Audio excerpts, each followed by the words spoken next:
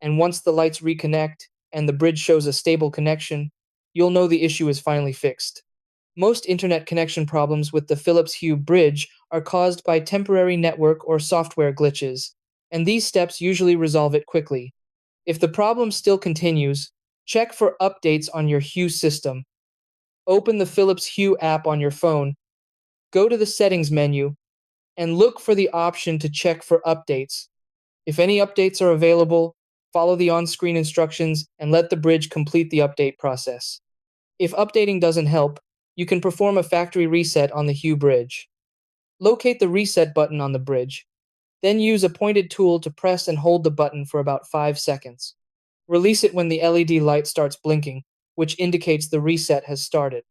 Another effective step is reinstalling the Philips Hue app.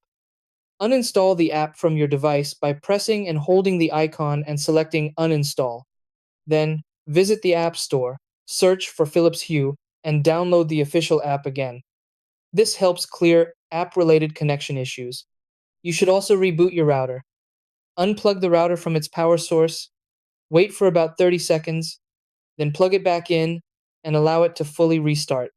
Along with that, try cold booting the Hue bridge by unplugging its power cable, waiting 30 seconds, and plugging it back in.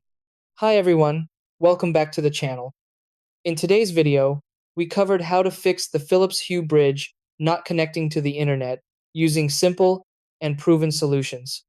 If you found this video helpful, like it, share it, and subscribe for more useful tech fixes. Thanks for watching.